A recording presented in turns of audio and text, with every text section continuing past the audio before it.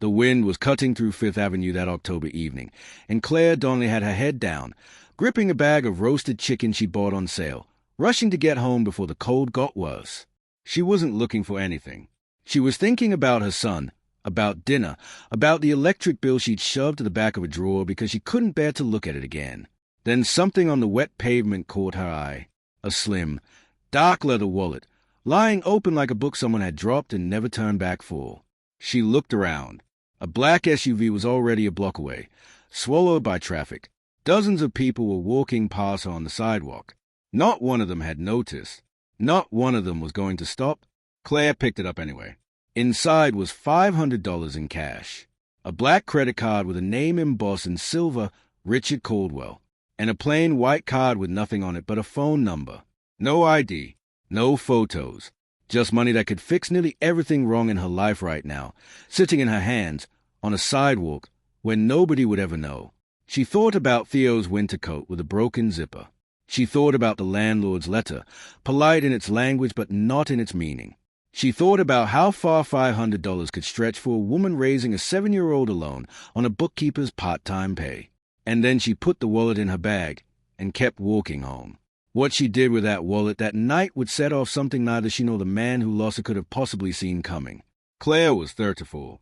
Nothing about her life had gone the way she'd once imagined it would. A marriage that had felt like rescue at 22 had quietly ended by 28. A pregnancy that surprised her had somehow survived everything else falling apart. She lived in a cramped Washington Heights apartment with a radiator that knocked like an impatient visitor every night, and worked 3 days a week doing the books for a small dental practice. Enough to keep the lights on as she was careful, never quite enough to breathe. She'd finished an accounting degree at night school while Theo slept in the next room, one class at a time, one late night at a time, still waiting for the day it would finally lead somewhere. That night, after Theo had gone to bed, Claire sat at her kitchen table and spread the wallet's contents in front of her. $500. A black card. A white card with a number and nothing else. She opened her laptop and typed the name into a search bar, and the results loaded before she'd even finished exhaling. Richard Caldwell wasn't just wealthy. He was a founder and CEO of one of the most prominent private equity firms in the country, sat on hospital boards and university committees, was photographed at galas next to senators. His net worth, by the most recent estimate, was north of $3 billion. Claire looked at the $500 on her table. Then she looked at the white card. She thought seriously about not calling, the way you think seriously about something you already know you're not going to do. She picked up a phone anyway, and dialed. He answered on the fourth ring. Direct, controlled, the voice of a man used to calls that had a point. She told him who she was, where she'd found the wallet, and that everything was still inside it. There was a pause on the other end, brief, but she noticed it. Everything, he repeated, and it didn't sound quite like a question. Everything, she confirmed. They arranged for someone to come by at 10 the next morning. He thanked her, 2 clean words, and hung up. Claire sat there a long moment, staring at the wallet, telling herself this was the end of the story, a small, unremarkable thing she might tell Theo about one day. She had no idea how wrong she was.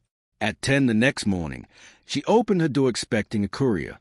Instead, Richard Caldwell was standing in her hallway himself, alone, no driver, no assistant, holding a small bouquet of white flowers wrapped in real florist paper. He was taller in person, and he looked, for a billionaire standing in a rundown apartment corridor, strangely out of his depth. She invited him in. He took in the apartment quietly, the crayon drawings taped to the fridge, the small sneakers by the door, a half-finished world map puzzle on the coffee table that her son had been working through for 2 weeks. She made tea and served it in her best vase, which happened to be an old pasta jar, and he didn't say a word about it. He picked up the wallet without opening it. "I know everything's there," he said. "Most people who take something still say it's all there, but they say it differently. You said it like it annoyed you to even have to mention it." "I wasn't annoyed," Claire said. "It was just obverse." He studied her for a moment longer than was comfortable. Then he said, "I'd like to do something for you. Not as a transaction. This matters to me." She told him he didn't have to. He said he knew that, and that was exactly why he wanted to. When he asked what she did for a living, she found herself telling him more than she meant to. The bookkeeping, the night classes, the degree she'd never fully gotten to use. He listened the way almost no one ever really does, without impatience, without waiting for his turn to talk. Then he offered her a job, junior financial analyst at his firm. Real responsibility, real pay, a position he said had opened up unexpectedly the week before. "You don't know anything about my work," Claire said. "That's what interviews are for," he answered. Before she could stop herself, she asked why he'd come in person instead of sending someone.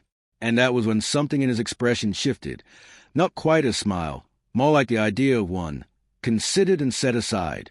"The wallet wasn't the only thing I lost yesterday," he said. He told her about a meeting that had gone badly, about walking out and forgetting the car was waiting, about how he'd been paying attention to all the wrong things for a long time, and how something about a stranger returning his wallet without asking for anything made him want to see, in person, what kind of person still did that. "Send me the interview details," Claire said. "I can't promise anything, but I'll come." 2 weeks later, she walked into Coldwell Capital's Park Avenue offices wearing the blue blouse her neighbor Patricia had insisted on. The gray one makes you look like you're apologizing for something, and met with 3 people before Richard ever appeared. A sharp senior analyst who tested her technical knowledge, a warm HR director who walked her through the role, a young portfolio manager who asked how she handled decisions with incomplete information. When Richard finally leaned into the doorway near the end, feigning casualness that fooled no one, he asked the room how it was going, but he was looking only at her. "Very well," Claire answered, before anyone else could. 4 days later, the offer came. The salary made her read the email 3 times to be sure she hadn't misplaced a decimal point. She started the first Monday of November. Theo marked the date on the kitchen calendar in red marker, with a small star beside it that she hadn't asked for and that made her throat tighten more than she expected. The work suited her instantly. Numbers had always felt like a language she thought in, not one she translated. She rarely saw Richard. His schedule ran on an entirely different scale, board meetings and investor calls and constant travel, but the few times they crossed paths, in an elevator, in the small office kitchen at 7 in the morning, something quietly persistent seemed to be building underneath the professional distance. Then came the Thursday that changed everything. Richard asked her to sit in on a quarterly review for one of the firm's portfolio companies, not to present, just to observe how she read a live conversation. Halfway through the meeting, buried inside a confident, polished presentation, Claire noticed something wrong. A small inconsistency in the operating cost figures. Nothing dramatic on its own, but it didn't track against the revenue trend, like a crack in a wall that the fresh paint had almost covered. She wrote 3 lines in a notepad, underlined the last one twice. After the meeting, she pulled the lead analyst aside. "I need to show you something." What they uncovered over the next 2 hours wasn't a small error. It was 9 months of deliberately falsified reports, careful, distributed adjustments designed to stay just under the radar while money was quietly redirected out of the company. Someone with intimate knowledge of the internal reporting system had built this. Someone who knew exactly how far he could push before anyone noticed. Richard arrived within 20 minutes of the call. He read through her notes with a stillness that seemed to absorb the full weight of what it meant. He asked 3 precise questions. Claire answered the one no one else could. Then he asked a question that changed the temperature of the room. "The person who's managed his portfolio for the last year is someone I've known for 11 years. Someone I trusted completely." The room went silent. "Good work," he told Claire, his voice steady but clearly costing him something. Then he picked up his phone and walked out to make the call that would end an 11-year friendship before morning. Claire sat there with her notepad and felt, for the first time since walking into that building, genuinely afraid, not of what she'd found, but of how close it had come to staying buried, and of the fact that the man who just walked out that door was now, in some way she couldn't fully explain yet, the person she found herself worrying about most. The weeks that followed moved differently. The investigation was handled quietly, carefully, through outside counsel. Claire was asked twice to walk lawyers through exactly how she'd spotted the discrepancy, and each time she answered plainly, then went back to her desk like it was simply part of the job. Eventually, she learned the man at the center of it, Warren Cole, Richard's very first hire, the person who had literally built the internal reporting system he'd then spent 9 months quietly exploiting. Richard was different after that. Present, composed, still thorough, but something in him had loosened and hadn't quite settled back into place. Once, in the elevator, he asked about Theo without being prompted. She told him about the solar system puzzle her son was now obsessed with, and how Theo had firmly decided Pluto deserved to be a planet regardless of what scientists said. Richard laughed, a real one, brief and completely unguarded, and for one moment the elevator felt like an entirely different kind of space. Then the doors opened, and he was a CEO again, and she was a junior analyst again, and that was simply the shape of things. But not for much longer. At the company holiday party in early December, Claire stood near the windows on the 42nd floor in a dark green dress she'd bought on sale, sipping sparkling water because she was still watching her budget even here. She told herself she wasn't watching the door. She was absolutely watching the door. When Richard finally reached her, they stood together looking out at the city instead of at each other.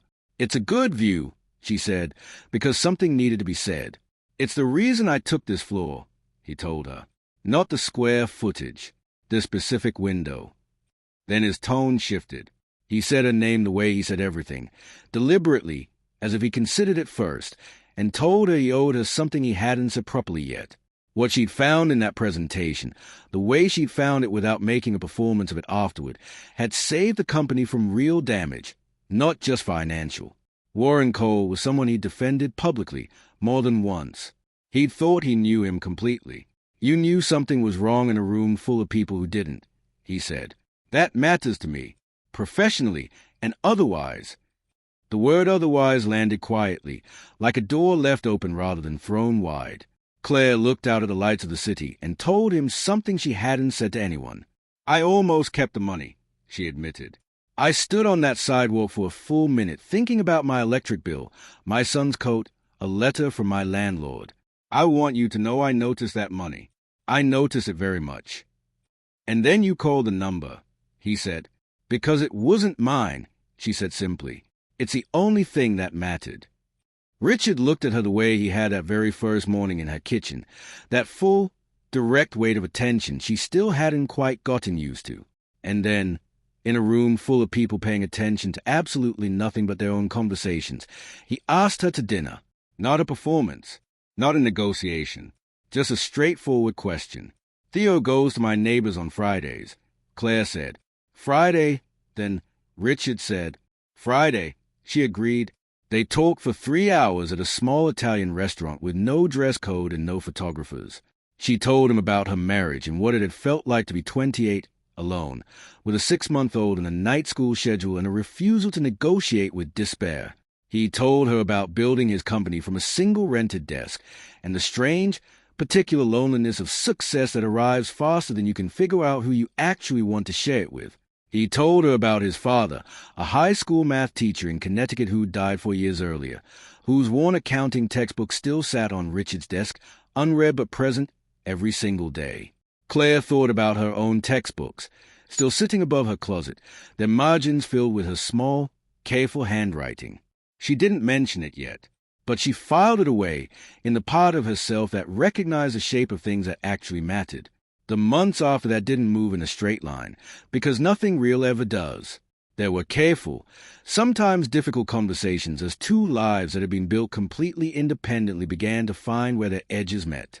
There were quiet evenings when Richard sat cross-legged on Claire's living room floor helping Theo fight through an 800-piece Amazon rainforest puzzle, looking more at ease than in any photograph ever taken of him. There were ordinary mornings when Claire stood in her small kitchen and realized she was happy in a way that was quiet and sturdy-inst.